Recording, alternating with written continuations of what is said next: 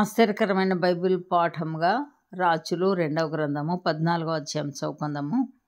ఇశ్రాయేలు రాజును యెహోయాహాజు కుమారుడునైన యెహోయాషు ఏలుబడిలో 2వ సంవత్సరం మందు యూదా రాజును యోవాషు కుమారుడునైన అమజ్యా రాజాయెను. అతడు ఏలనారంభించినప్పుడు 25 ఏండ్ల వాడై యెరూషలేమునందు 29 సంవత్సరములు ఏలెను. అతని తల్లి యెరూషలేము కాపురస్తురాలైన యెహోయద్దాను.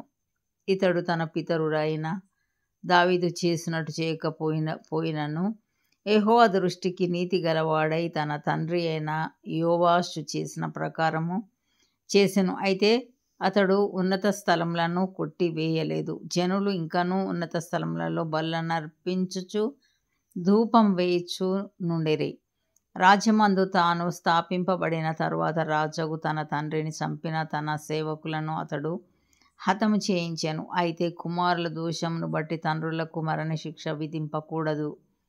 తండ్రుల దోషమును బట్టి కుమారులకు మరణశిక్ష విధింపకూడదు. ఎవని పాపము నిమిత్తం వాడే మరణం శిక్ష నొందును అని మోషే వ్రాసి ఇచ్చిన ధర్మశాస్త్రమందు యెహోవా ఇచ్చిన ఆజ్ఞను బట్టి ఆ నరహంతకుల పిల్లలను అతడు హతము చేయలేదు. మరియు ఉప్పు లోయలో అతడు యుద్ధం చేసి ఎదోమీయులలో 10,000 మందిని హతము చేసి సెల అను పట్టణమును కట్టుకొని దానికి యొక్తయేల్ అని పేరు పెట్టెను. నేటి వరకు దానికి అదే పేరు. అంతటా అమజ్యా ఇశ్రాయేలు రాజైన యెహూకు పుట్టిన యెహోయాహాజు కుమారుడైన యెహోయాషు నొద్దకు దూతలను పంపి, మనం ఒకరినొకరం దర్శించున్నట్లు నన్ను కలియరమ్మని వర్తమానం చేయగా, ఇశ్రాయేలు రాజైన యెహోయాషు యూదా రాజైన అమజ్యాకు ఈలాగు వర్తమానం పంపెను. లెబానోనులోనున్న ముండ్ల చెట్టొకటి నీ కుమార్తెను నా కుమారునికిమ్మని లెబానోనులోనున్న దేవదారు వృక్షమునకు వర్తమానము పంపగా, లెబానోనులోనున్న దుష్ట మృగము వచ్చి ఆ ముండ్ల చెట్టును త్రొక్కివేసెను. నీవు ఎదోమీయులను హతము చేసినందున నీ హృదయమందు నీవు అతిశయపడుచున్నావు. సరే, ఇప్పుడు నీ నగరునందు నీవుండి నీకున్న ఘనతను బట్టి నీవు అతిశయపడుము. నీవు మాత్రము గాక నీతో కూడా యూదా వారును కూలునట్లుగా నీవెందుకు అపాయంలో దిగుదువని చెప్పినను అమజ్యా విననొల్లనందున ఇశ్రాయేల్ రాజైన యెహోయాషు బయలుదేరి యూదా సంబంధమైన బేత్షెమెషు పట్టణము దగ్గర తానును యూదా రాజైన అమజ్యాయు కలిసి కొనగా, యూదా వారు ఇశ్రాయేలు వారి ఎదుట నిలవలేక అపజయమొంది అందరును తమ తమ గుడారములకు పారిపోయిరి. మరియు ఇశ్రాయేలు రాజైన యెహోయాషు అహజ్యాకు పుట్టిన యోవాషు కుమారుడైన అమజ్యా అను యూదా రాజును బేత్షెమెషు దగ్గర పట్టుకొని యెరూషలేమునకు వచ్చి ఎఫ్రాయిము గుమ్మము మొదలుకొని మూల గుమ్మము వరకు యెరూషలేము ప్రాకారమును 400 మూరల పొడుగున పడగొట్టెను. మరియు యెహోవా మందిరమునందును రాజనగరునందును కనబడిన బంగారము, వెండి మొదలైన సమస్త వస్తువులను పట్టణస్థులలో కుదవ పెట్టబడిన వారిని తీసుకొని షోమ్రోనునకు వచ్చెను.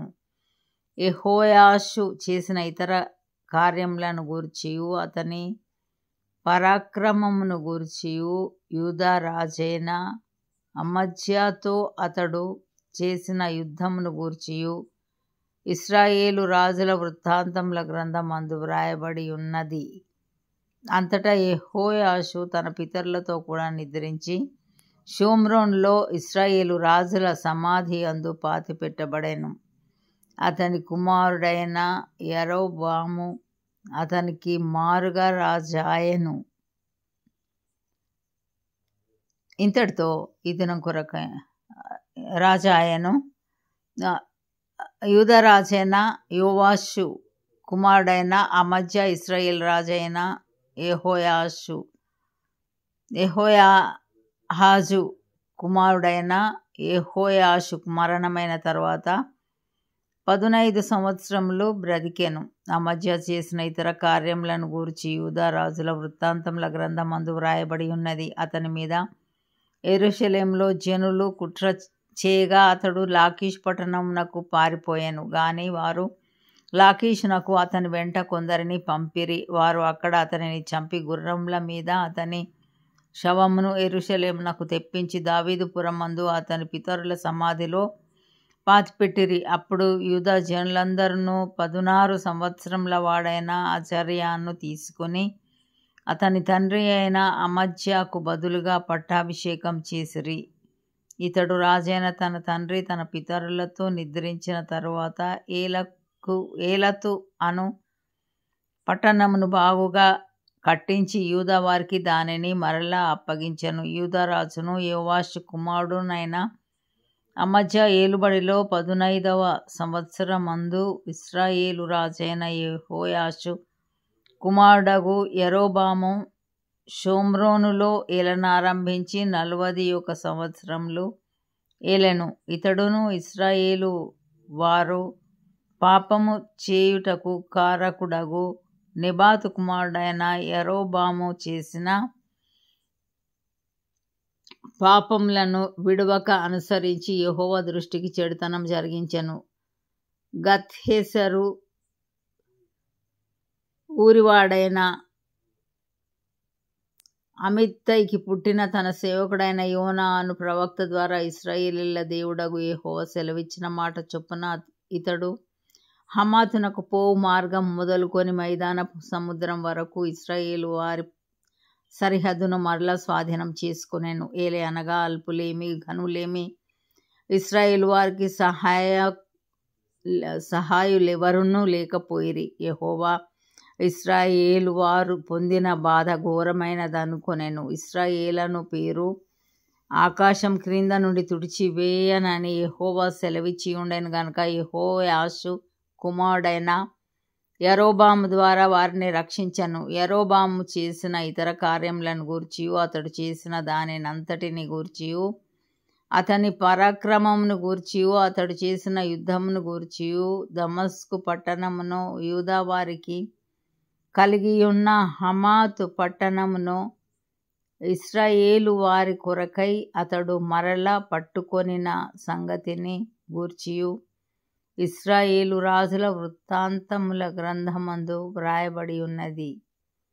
యరొబాము తన పితరులైన ఇశ్రాయేలు రాజులతో కూడా నిద్రించిన తర్వాత అతని కుమారుడైన జెకర్యా అతనికి మారుగా రాజాయెను. ఇంతటితో ఇది నా కొరకైన బైబిల్ పాఠము సరి.